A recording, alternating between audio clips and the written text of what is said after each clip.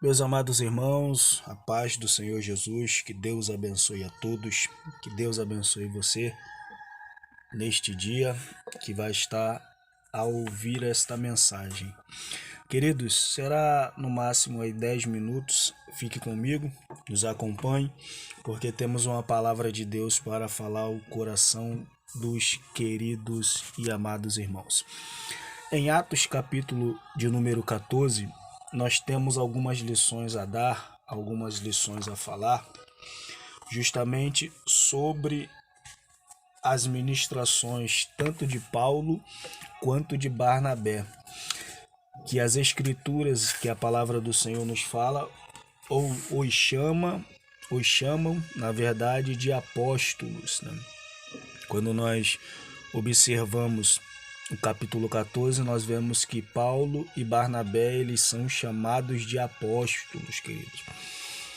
E algo interessante Deus falou através desta mensagem ao meu coração e eu queria transmitir aos irmãos, né? Nós vamos falar aqui de alguns pontos que nos sobreveio ao coração. Nós vemos que no capítulo de número 14, né, Paulo e Barnabé, eles estavam em uma cidade de Icônio, né, e ali eles juntos, eles anunciavam o evangelho nas sinagogas, né?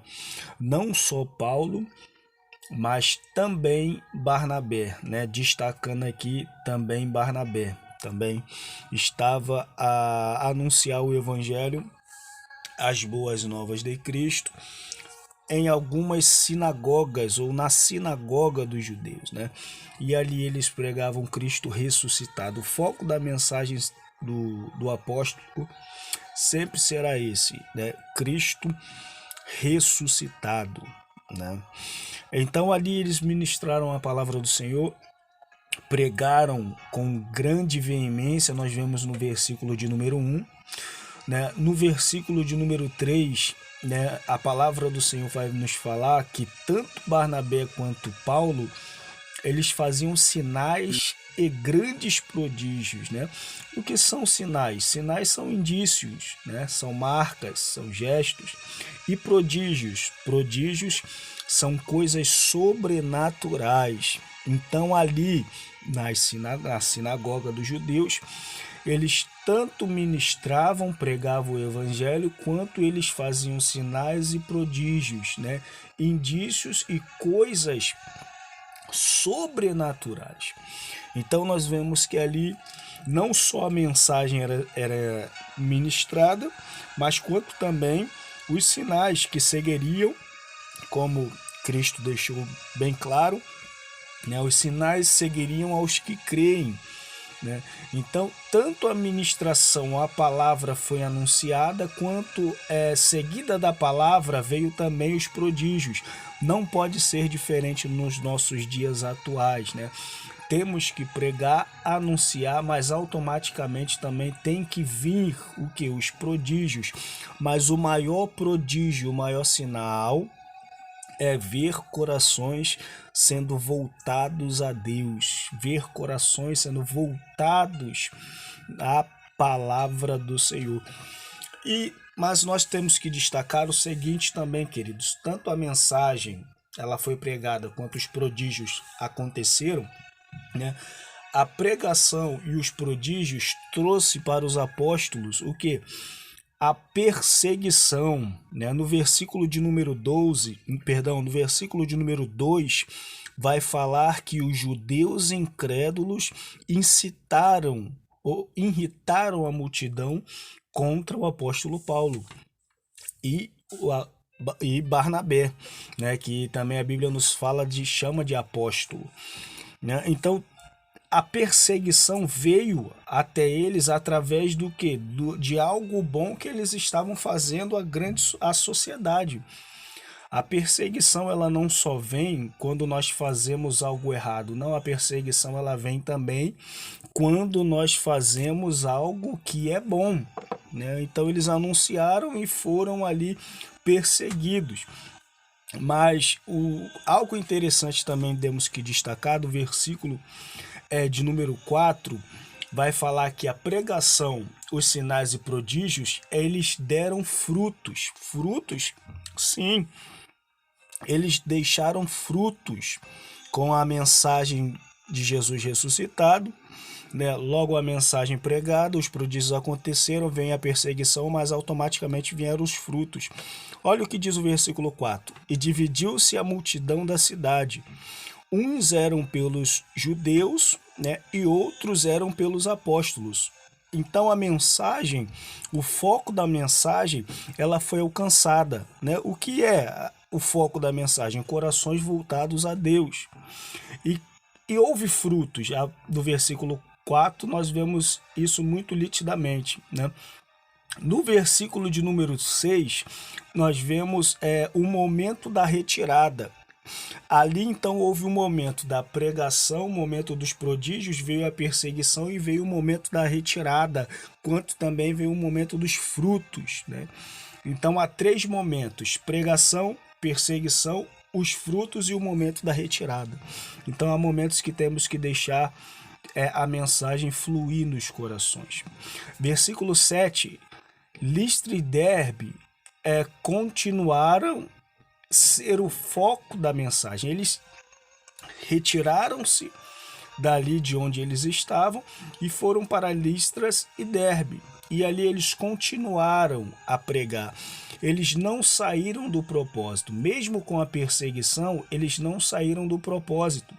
Então não saia embora haja perseguição, mesmo assim continue o propósito. Eles retiraram e aonde eles iam pregando, onde eles iam passando, era justamente o lugar onde eles iriam estavam anunciando o evangelho e não saíram do propósito. Versículo de número 8 vai falar justamente de um leso dos pés. Isso significa um paralítico dos pés. E no versículo 9 vai falar que ele tinha fé para ser curado.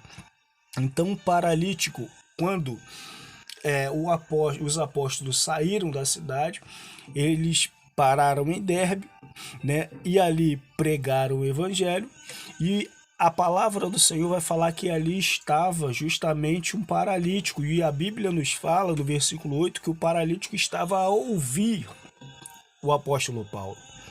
Então, a pregação, a fé, como diz a palavra do Senhor, ela vem pelo ouvir a palavra de Deus. Então ele estava sendo alimentado com as palavras de Paulo. E qual eram as palavras de Paulo? Jesus ressuscitado. Mensagem simples, né, que faz com que a fé venha entrar em nossos corações. Então, Paulo olhou para o paralítico e viu que ali ele estava, ou ele tinha a fé para ser curado. E nós vemos também algo interessante, que esse paralítico ele representa tanto o paralítico físico quanto o paralítico espiritual. E para o paralítico físico nós dizemos justamente as palavras de Paulo: levanta-te direito sobre os teus pés. E para o paralítico espiritual dizemos a mesma palavra: levanta-te direito sobre os teus pés. É momento de levantar e continuar aquilo que Deus ele proporcionou ou que ele deixou para cada um de nós fazer. Levante e faça aquilo que o Senhor mandou você fazer, né? Aonde parou o teu ministério? Continue, né, a fazer, a levar a mensagem do evangelho. Note que a perseguição não parou os apóstolos. A perseguição não parou tanto Paulo quanto Barnabé, eles continuaram a fazer. Por quê? Porque talvez o fruto não venha a ser no momento rápido. O fruto pode vir depois. Você planta e você continua a andar. Lá, quando você olhar para trás, você vai ver os frutos. Então, às vezes, os frutos vêm na hora, no momento certo, e às vezes os frutos vêm depois. Então continue a fazer aquilo que Deus colocou em suas mãos para fazer, né? O paralítico prestou atenção na mensagem e a mensagem entrou em seu coração, ardeu nele a fé e ele foi curado através da ministração do apóstolo Paulo. Então, levante direito sobre os teus pés. E observe também comigo, no versículo de número 11, vai falar um momento da aceitação. Há um momento da perseguição, mas também há um momento da aceitação. O momento da aceitação foi através da mensagem, como nós focamos aqui neste áudio, tá bom, irmãos? Então, o momento de aceitação veio no versículo de número 11. Porém, os ouvintes tiraram o foco da mensagem e colocaram o foco nos mensageiros. Nunca faça isso. Tire o foco do mensageiro e foque somente na mensagem. Foque na mensagem, que é através da mensagem que vai vir a cura, a restauração para a sua vida. O versículo 14 diz que os apóstolos não receberam adoração. O que é adoração? Render culto à divindade, ou seja, eles estavam querendo cultuar a Paulo e cultuar a Barnabé. Há uma grande diferença de uma coisa ser honrado, que significa ser honrado, respeitado, conferir honras, e outra coisa totalmente diferente é receber adoração, render culto aos mensageiros, né?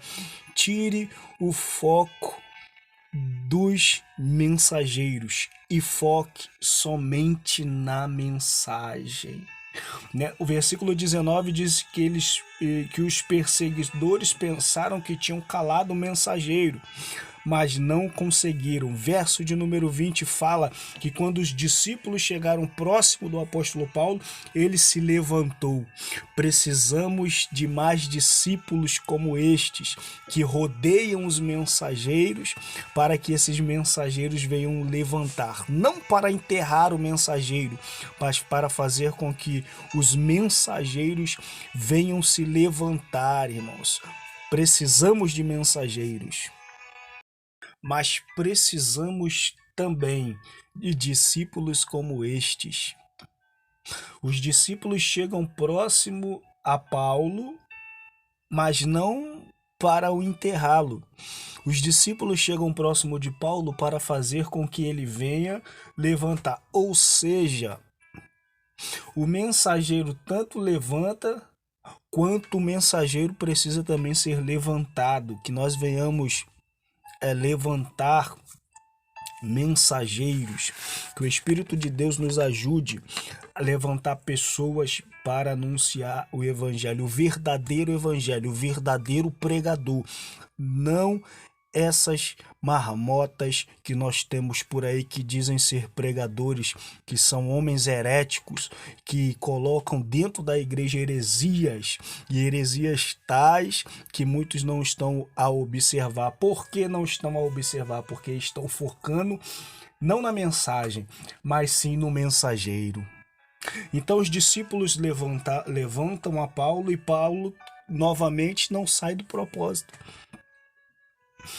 Paulo ele volta, ele continua a pregar o evangelho, continua a pregar, né? Continua a pregar tanto em Listra, Icônio e Antioquia. Ele volta, ele regressa, por onde ele passou, ele regrediu, voltou para fortalecer o ânimo dos discípulos. O versículo 22 diz que confirmando o ânimo dos discípulos, exortando-os a permanecer na fé, pois porque muitas tribulações importa entrar no reino de Deus. Então, eles foram fiéis ao seu propósito, que nós venhamos ser fiéis ao propósito, que é levar o evangelho, as boas novas de Jesus. E após isso, eles voltam para Antioquia. Barnabé e Paulo, após fazerem grande viagem missionária, eles voltam para Antioquia. Há momento que nós precisamos voltar de onde nós partimos. Há momento de voltar à congregação que você fez parte. Há momento de voltar tanto a pregar quanto a voltar de onde você saiu, que é Antioquia, a Igreja de Cristo. Que Deus abençoe a todos, irmãos, que venhamos cada vez mais focar na mensagem e não nos mensageiros. Que Deus em Cristo possa vos abençoar, em nome de Jesus.